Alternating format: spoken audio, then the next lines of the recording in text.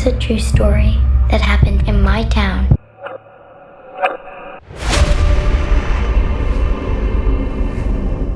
अस्सलाम वालेकुम दोस्तों, आज मैं बात करने वाला हूँ एक ऐसी फिल्म की जिसमें हॉरर को एक पजल की तरह डिजाइन किया गया है और इस पजल का गुमशुदा टुकड़ा है एलेक्स।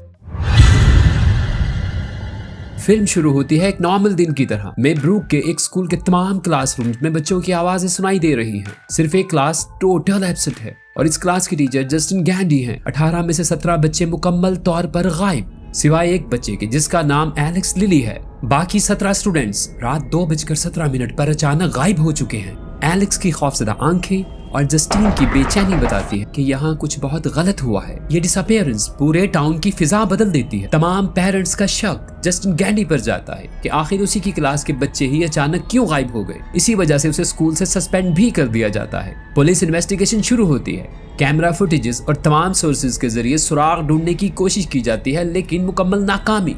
जस्टिन गैंडी अपने तौर पर एलेक्स के घर पर नजर रखना शुरू करती है कि आखिर सिवाय एलेक्स के बाकी सभी बच्चे गायब क्यों हुए। और जब वो एलेक्स के घर के बाहर खड़ी हुई, दिन के वक्त भी घर के ब्लाइंड टाइटली बंद थे, विंडोज पेपर से कवर थी और अंदर एलेक्स के पेरेंट्स मोशनलेस बैठे थे। ये वो लम्हा था जब जस्टिन को यकीन हो गया कि ये नाइटमेयर अपने अंदर लेयर्स रखता है। आर्चर के लिए वक्त रुक गया था। उसका बेटा मैथ्यू 36 घंटों से लापता, पुलिस की नाकामी, टाउन का कंफ्यूजन और सोशल मीडिया का खामोश रहना।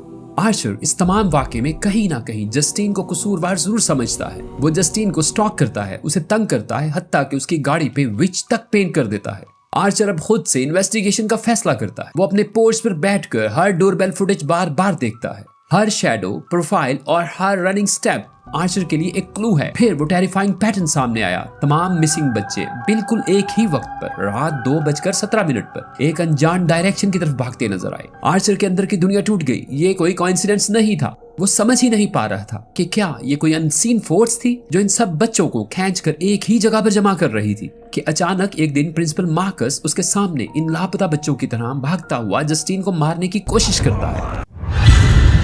मार्कस, जो आमतौर पर काम और कंपोज रहता, अब हर रिपोर्ट के साथ मजीद एंग्शियस होता जा रहा था। जस्टिन की सस्पिशन के बावजूद स्कूल के रिपीटेड विजिट्स, एलेक्स के घर की गैर मामूली हालत और एलेक्स के पेरेंट्स का डिस्टर्बिंगली साइलेंट होना, ये सब अलार्म बेल्स थे। नेबर्स ने बताया था कि एलेक्स के घर से कभी कोई बाहर आता जाता नहीं देखा गया। मेब्रूक तो सेफ लग रहा था, मगर एलेक्स का घर, वो टाउन की हार्ट बीट से अलग धड़क रहा था। और फिर एक दिन मार्कस के घर के दरवाजे पर एक बुढ़िया दस्तक देती है और ऑफिसर पॉल मॉर्गन, एक पुलिस ऑफिसर जो अपनी जाती उलझनों में उलझा हुआ है। और फिर मीडिया की नजरें पुलिस पर, पेरेंट्स गुस्से में और डिपार्टमेंट के पास कोई लीड तक नहीं। इसी उलझन में वो एक जेम्स नामी एडिक्ट को एक घर का दरवाजा तोड़ने के इल्जाम में पकड़ता है, लेकिन एक मामूली सी हरकत पर वो जेम्स को पंच करता है, जो कि कैमरा की रिकॉर्डिंग में आ जाता है, जिसकी वजह से वो जेम्स को रिहा कर देता है। पॉल को मालूम नहीं था कि यही रिहा करना इस केस का ट्विस्ट बनेगा। उसी रात जेम्स दोबारा निकलता है, इस बार एक ज्यादा डेंजरस जगह, एलेक्स लिली के घर की तरफ। इस बार फिर जेम्स पकड़ा जाता है, लेकिन जब जेम्स अपनी ट्रेम्बलिंग वॉइस में पॉल से इन 17 बच्चों और बेसमेंट का जिक्र करता है, तो पहली बार ऐसा लगा कि ये केस लॉजिक से बाहर है, क्योंकि एक पुलिस वाले के लिए सबसे बड़ा खौफ यही होता है जब एविडेंस इंसानी समझ से बाहर हो जाए।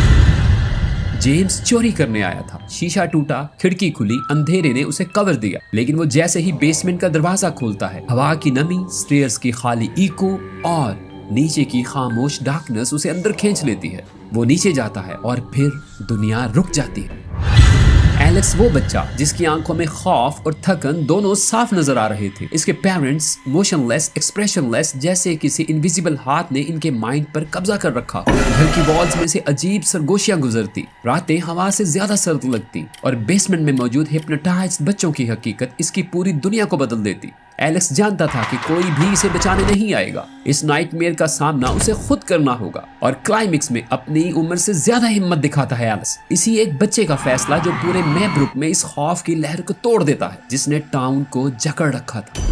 वेपन्स 2025 एक slow burn psychological horror thriller है। फ्राइट सटल और एटमॉस्फेरिक है। टेंशन हर सीन में ग्रेजुअली बढ़ती है और ऑडियंस को मुसलसल एज ऑफ द सीट रखती है। एलेक्स की ब्रेवरी, जस्टिन की परसिस्टेंस और आर्चर की डेस्परेशन, ये सब नैरेटिव में डेप्थ और रियलिज्म ऐड करते हैं। फिल्म की साउंड डिजाइन, सिनेमाटोग्राफी और सस्पेंस डर को परफेक्टली एम्पलीफाई करती हैं। हिप्नोटाइज्ड बच्चों, डार्क फोर्सेस और स्ट्रेंज हाउस होल्ड विजुअल्स के साथ ये फिल्म मस्ट वॉच एक्सपीरियंस है। इस फिल्म की IMDb रेटिंग 7.5 आउट ऑफ 10 है। तो दोस्तों, ये थी वेपन्स की स्टोरी और सिनेमैटिक एसेंस। स्ट्रेंज हिप्नोटाइज्ड बच्चों और एक छोटे बच्चे की बेमिसाल हिम्मत ने फिल्म को अनफॉरगेटेबल बनाया है। आपको क्या लगता है कि कौन है इन सब बच्चों की डिसअपीयरेंस का जिम्मेदार? अगर रिव्यू पसंद आया तो लाइक, शेयर और सब्सक्राइब जरूर करें और अपने रिएक्शंस कमेंट्स में जरूर बताएं। नेक्स्ट वीडियो में हम एक्सप्लोर करेंगे एक और dark and thrilling cinematic experience.